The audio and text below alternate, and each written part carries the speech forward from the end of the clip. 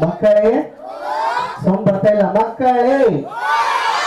Okay, ವೇದಿಕೆ ಮೇಲಿರುವ ಎಲ್ಲ ಮಹನೀಯರಿಗೂ ನಮಸ್ಕರಿಸುತ್ತಾ ಇವತ್ತು ಡಾಕ್ಟರ್ BR ಅಂಬೇಡ್ಕರ್ ಅವರ 134ನೇ ಜಯಂತ್ಯೋತ್ಸವವನ್ನು ನಮ್ಮ ಸರಸ್ವತಿ ಟ್ಯುಟೋರಿಯಲ್ ಕ್ಲಾಸ್ ನಲ್ಲಿ ತುಂಬಾ ಅದ್ದೂರಿಯಾಗಿ ಎಲ್ಲ ಮಹನೀಯರು, ಎಲ್ಲ ತಾಯಿ ತಂದೆಯರು, ಅಕ್ಕ ತಂಗಿಯರು, ಅಣ್ಣ ತಮ್ಮೆಲ್ಲರೂ ನಡೆಸಿಕೊಡ್ತಾ ಇದ್ದೀರಿ.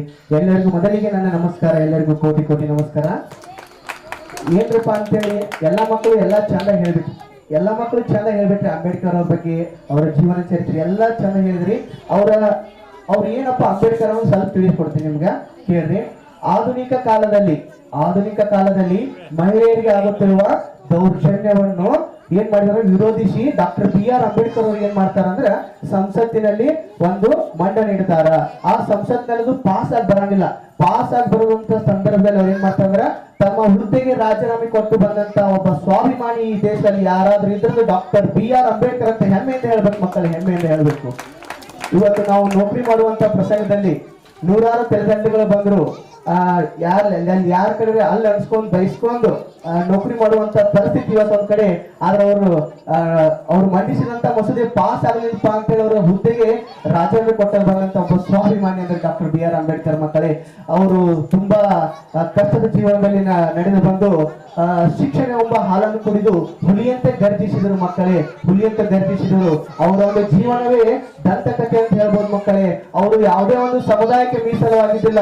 ಅವರು ಯಾರಂದ್ರೆ ಮೇಲ್ವರ್ಗದವರಿಂದ, ಮೇಲ್ಜಾತಿಯಿಂದ ಆ ವರ್ಗಕ್ಕೆ ತುಳಿತಕ್ಕೆ ನೊಂದವರಂತಹ ಆ ಒಂದು ಧ್ವನಿಯಾಗಿ ಇಡೀ ವಿಶ್ವಕ್ಕೆ ಒಬ್ಬ ವಿಶ್ವ ಮಾನವನಾಗಿ ನಿಂತಂತ ಏಕೈಕ ನೇತಾರ ಯಾರಾದ್ರೂ ಈ ಜಗತ್ತಿನಲ್ಲಿದ್ದಾರೆ ಅಂದ್ರೆ ಡಾಕ್ಟರ್ BR ಅಂಬೇಡ್ಕರ್ ಮಕ್ಕಳಿಗೆ. ಡಾಕ್ಟರ್ BR ಅಂಬೇಡ್ಕರ್ ಅವರೊಂದು ಮಾತು ಹೇಳ್ತಾರ, ಶಿಕ್ಷಣ ಸಂಘಟನೆ ಹೋರಾಟ ಅಂತ ಹೇಳ್ತಾರೆ ಮಕ್ಕಳೇ. ಯಾರು ಚೆನ್ನಾಗಿ ಶಿಕ್ಷಣ ಕಲಿತಾರ ಅವರು ಸಂಘಟನೆ ಮಾಡ್ಬೋದು, ಎಲ್ಲಿ ಸಂಘಟನೆ ಇರ್ತದೆ ಅಲ್ಲಿ ಹೋರಾಟ ಮಾಡ್ಬೋದು ಅಂತ ಒಂದು ಅದ್ಭುತವಾದ ಮಾತನ್ನು ಹೇಳ್ತಾರೆ ಮಕ್ಕಳೇ. ನ್ಯಾಯ ಬೇಕೆಂದೆನಿಸುವವರಿಗೆ ಅನ್ಯಾಯವಿಸುವ ಬಂಡರ ಕಿಬ್ಬದೆಯ ಕೀಳು ಮುರಿದರೆ ಸಿಕ್ಕಿದೆ ನ್ಯಾಯ ಅಂತ ಹೇಳ್ತಾರೆ ಮಕ್ಕಳೇ. ಒಂದ್ ಕಡೆ ಅಣ್ಣ ಬಸವಣ್ಣ, ಗೌತಮ ಬುದ್ಧ, ಮಹಾವೀರ ಕಂಡಂತ ಕನಸನ್ನು ಈ ಒಂದು ಜಗತ್ತಿನಲ್ಲಿ ನನಸು ಮಾಡಿದಂತ ಏಕೈಕ ಮಹಾ ವ್ಯಕ್ತಿ ಯಾರಾದ್ರೂ ಇದ್ರದು ಡಾಕ್ಟರ್ BR ಅಂಬೇಡ್ಕರ್ ಅಂತ ಹೆಮ್ಮೆಯಿಂದ ಹೇಳ್ಬೇಕು ಮಕ್ಕಳೇ, ಹೆಮ್ಮೆಯಿಂದ ಹೇಳ್ಬೇಕು. ಯಾಕಂದ್ರೆ ಅವರೆಲ್ಲ ಸಾಮಾಜಿಕವಾಗಿ ಹೋರಾಟ ಮಾಡ್ಕೊತ ಬಂದ್ರು, ಮತ್ತ ಸಾಮಾಜಿಕವಾಗಿ ತ್ಯಾಗ ಮಾಡ್ಕೊತ ಬಂದ್ರು. ನಮ್ಮ ಡಾಕ್ಟರ್ BR ಅಂಬೇಡ್ಕರ್ ಏನ್ ಮಾಡಿದ್ರು, ಸೈದ್ಧಾಂತಿಕವಾಗಿ ಹೋರಾಟವನ್ನ ಮುನ್ನಡೆಸ್ಕೊತ ಬಂದ್ರು ಮಕ್ಕಳೇ. ಒಂದ್ ಕಡೆ ಒಬ್ರು ಹೇಳ್ತಾರೆ ಏನಂದ್ರ, ಕ್ಷಮಿಸ್ಬಿಡು ಅಂಬೇಡ್ಕರ್, ಕ್ಷಮಿಸ್ಬಿಡು, ನೀ ಕೊಟ್ಟ ಮೀಸಲಾತಿ ಪದದಿಂದ ನಾವು MLA MP ಗಳಾದೆವು, ದುಷ್ಟರು ಬಂದು ಸಂವಿಧಾನಕ್ಕೆ ಬೆಂಕಿ ಇಟ್ಟರು ಬಾಯಿ ಬಿಡದಂತಾಗಿ ಕ್ಷಮಿಸ್ಬಿಡು ಅಂಬೇಡ್ಕರ್, ಕ್ಷಮಿಸ್ಬಿಡು ಅಂತ ಹೇಳ್ತಾರ. ಇನ್ನೊಂದ್ ಕಡೆ ಹೇಳ್ತಾರ, ಅಕ್ಕ ತಂಗಿಯರ ಮಾನ ಹರಾಜಾಗುತ್ತೆ ಹೇಳು, ಮೌನವಾಗಿದ್ದಕ್ಕೆ ಕ್ಷಮಿಸ್ಬಿಡು ಅಂಬೇಡ್ಕರ್, ಕ್ಷಮಿಸ್ಬಿಡು ಅಂತ ಹೇಳ್ತಾರೆ ಮಕ್ಕಳೇ. ಎಷ್ಟು ಅದ್ಭುತವಾದ ಮಾತು ಮಕ್ಕಳೇ.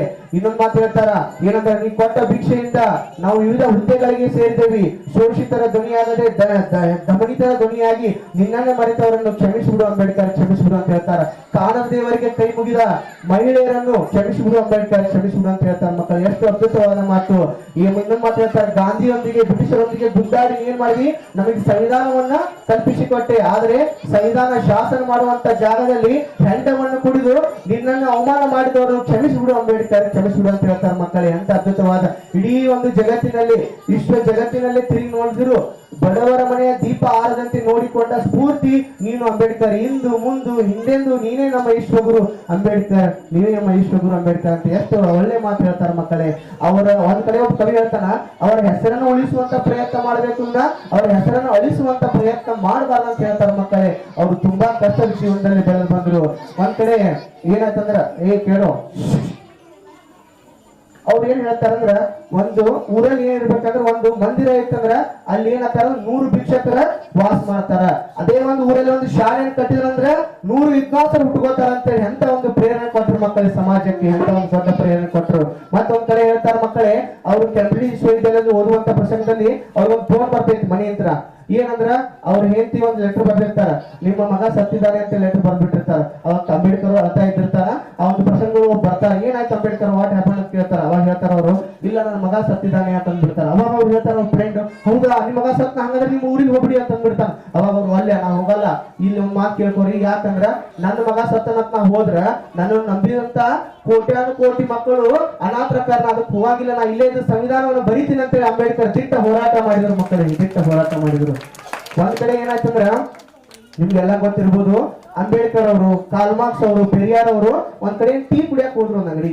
ಹೋದಂತ ಪ್ರಸಂಗಗಳು ಏನಾಯ್ತಂದ್ರ ಆ ಕಾಲ್ದಾಸ್ ಅವ್ರು ಹೇಳ್ತಾರೆ ಎಲ್ಲರಿಗೂ ಟೀ ಕೊಡುಪ ಅಂತ ಹೇಳ್ತಾರ 3 ಜನಕ್ಕೆ.